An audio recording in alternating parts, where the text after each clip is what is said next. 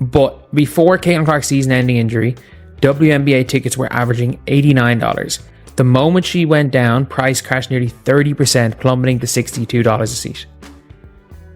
That's kind of crazy. And there's a lot of reasons for this, but obviously the biggest reason... The WNBA is facing what can only be called a complete collapse in both ratings and money. Commissioner Kathy Angelbert is watching the league's short moment of success turn into a nightmare almost instantly, like a balloon deflating before anyone can enjoy it. The WNBA and the Indiana Fever did not want people to know that Caitlin Clark was going to be out for the season. I can tell you, from the very day that they decided to let that go public, everything has dropped off a cliff. Views on this channel, the television ratings, the interest, Thanos snapped out of existence. People were trying to hang on to the possibility this whole time. Look, so many people stayed engaged with the team because they thought the cavalry was coming. The trigger for this downfall was the Indiana Fever's announcement that Caitlin Clark, their superstar guard, would not return for the rest of the 2025 season.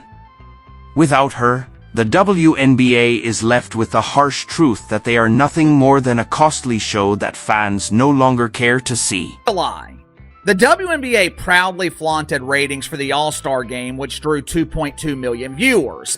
Of course, they conveniently failed to mention that ratings were down 36% from the record ratings that Caitlin Clark pulled the year before.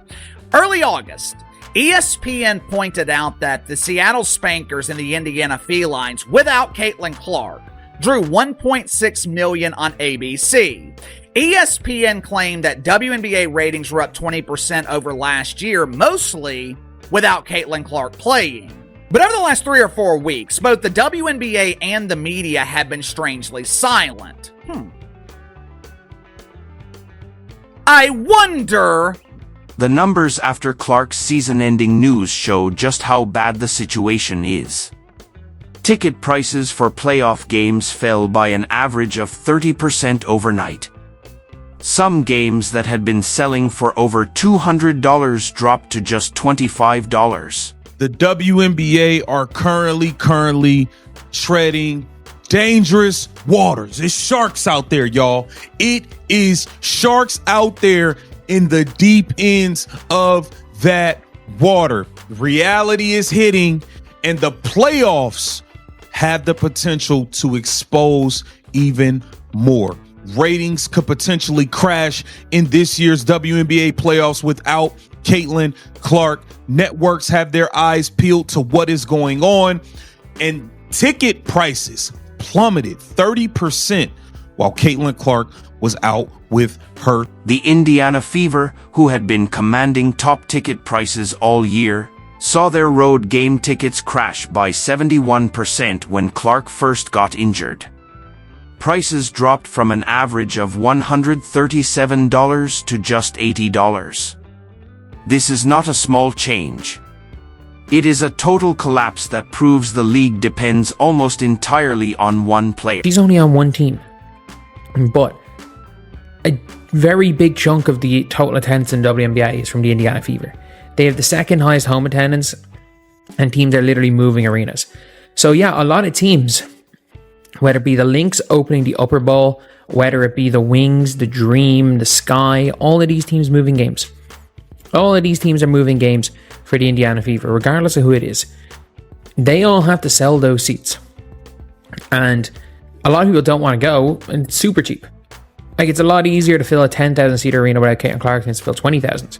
So you're going to have to find a way to do it anyway, which is what a lot of people are going to be doing, trying to sell tickets.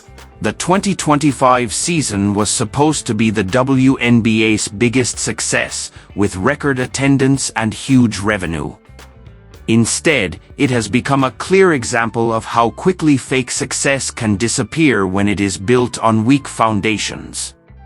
Clark, who had never missed a game in college or her rookie season, only played 13 games in 2025 because of serious injuries. Without her, the league that claimed it had finally arrived is already slipping back into irrelevance. WNBA playoffs begin on Sunday. Have you noticed that no one is talking about it? This time last year, the WNBA was dominating talk shows on ESPN and FS1. Content creators on YouTube were flooding the platform with WNBA videos. This year, it's complete silence. Obviously, ratings for the playoffs are going to be a flaming ass fire. But if I'm the WNBA, I am concerned about... The most damaging part of this crisis is not only the money loss, but also the way sports media has walked away from the WNBA. Major networks and commentators who once treated the league as must-watch are now losing interest quickly. The same people who said the WNBA was breaking through are quietly moving back to covering more profitable sports. Some outlets that had given the WNBA regular attention are now cutting segments, and some have even removed WNBA coverage from prime slots. The truth is simple: media follows ratings, and without Clark creating big headlines and viral moments, the WNBA has lost the one thing that kept it in the spotlight. Even ESPN, which had invested heavily in WNBA coverage during Clark's rise, now faces the reality that their entire plan depended on her star power alone. We talked about Jason Whitlock disowning the WNBA. True to his word, hasn't spoken a lick about the WNBA since. Colin Cowherd trashing the WNBA. It's Caitlin Clark and only Caitlin Clark. Last year, he used to lead shows talking Caitlin Clark, talking WNBA. This year, with her injury, didn't even bother wasting more than 10 minutes talking about the WNBA this year. No Shanae, no Elle Duncan, no Monica McNutt, none of those appear. The most obvious sign of the league's struggle is the viewership crash.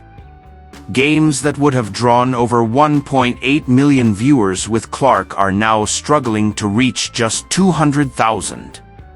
That is an 89% drop. Even so-called rivalry games, like the Chicago Sky versus Indiana Fever matchups that once pulled huge audiences thanks to Clark and Angel Reese, are now drawing such small numbers that networks are embarrassed to even release the data. Nationally televised games have mysteriously disappeared. I knew the WNBA lived in a world of make-believe, but I never realized they were magicians. It seems when ratings fail to meet expectations, the WNBA makes ratings disappear faster than pants at the Butt Bongo Festival. Sports Media Watch, which is the go-to source for sports ratings, Sports Media Watch, they have not updated WNBA ratings since August. The drop in ticket sales is not just happening to Indiana Fever games. Playoff tickets across the WNBA have lost value as fans realize the product isn't strong enough without Clark. Games that had sold for $200 during the height of Clark Mania are now down to $25. Even at these low prices, arenas are struggling to fill seats. This shows a deep change in demand that threatens the league's entire business model. What makes this worse is that it could have been avoided. Clark's season-ending injury didn't just happen randomly. It was the result of a league that failed to protect its most important player while allowing a culture of extreme physical play to grow. From quad injuries in May to repeated groin injuries in the summer, Clark's body gave out under constant targeting that the WNBA not only allowed but, in many ways, encouraged. Instead of protecting their biggest star, the league stood by and watched while poor officiating and weak player safety rules destroyed their financial future. Get your hands on. It don't matter if she was playing in LA, Indiana, Atlanta, Seattle. It did not matter. Afghanistan. It didn't matter. It was hard to get your hands on a Caitlin Clark ticket. Y'all see how many people showed up in Iowa? They could have filled up a football stadium. A football stadium. Super Bowl. Yeah, that is the demand